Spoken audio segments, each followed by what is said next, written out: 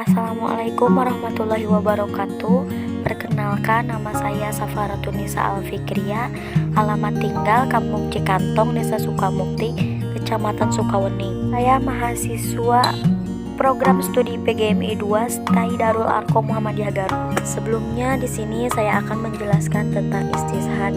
Apa itu istishan? Menurut bahasa adalah menganggap baik, sedangkan menurut istilah meninggalkan kias yang nyata untuk menjalankan kias yang tidak nyata atau samar-samar. Dan secara harfiah istishan diartikan meminta berbuat kebaikan, yakni menghitung-hitung sesuatu dan menganggapnya kebaikan.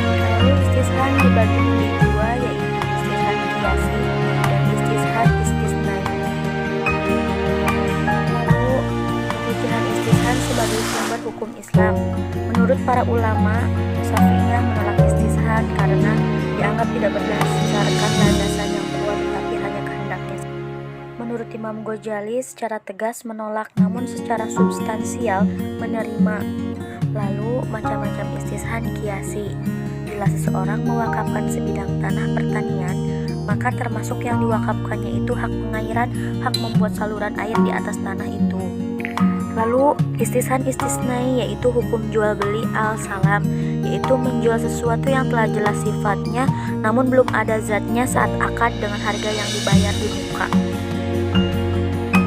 Ada pula dalil istishan yaitu Quran surat Az-Zumar ayat 18. Yang kedua, maslahah mursalah yaitu suatu kemaslahatan yang tidak ada dalil yang menyuruhnya dan tidak ada dalil yang menolaknya, tetapi ia tetap mengandung kebajikan atau manfaat. Pula syarat maslahah mursalah menurut Imam Al-Ghazali yaitu maslahah sejalan dengan maqasid syariah, maslahah tidak bertentangan dengan masyarakat, maslahah termasuk dalam kategori yang baik maslahah pribadi maupun kemaslahatan orang banyak. Yang ketiga, istishab yaitu menurut etimologi berasal dari kata istishaba dalam sigot istif'al yang bermakna istimroru suhbah.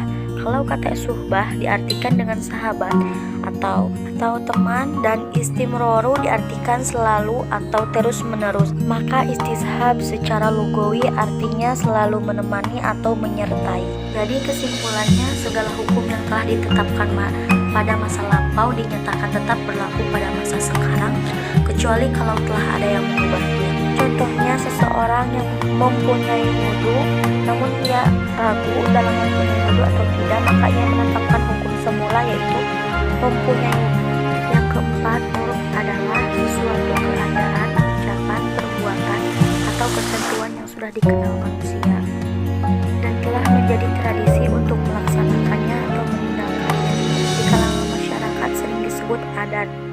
Pula macam-macam urf yaitu urf shahih ialah sesuatu yang telah dikenal oleh manusia dan tidak bertentangan dengan syarak atau tidak mengharamkan yang halal dan membatalkan yang wajib. Lalu urf fasid yaitu sesuatu yang telah dikenal oleh manusia tetapi bertentangan dengan syarak atau tidak mengharamkan yang halal dan membatalkan yang wajib.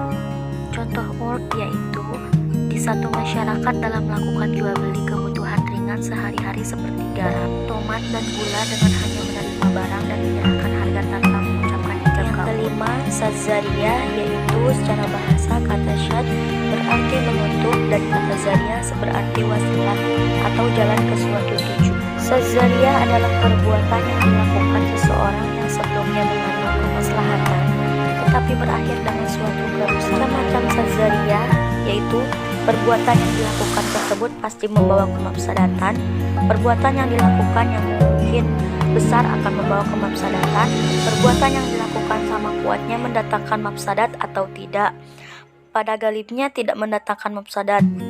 Mendatangkan mafsadat, perbuatan yang pada dasarnya boleh dilakukan karena mengandung kemaslahatan, tetapi mungkin jarang menimbulkan kemafsadatan.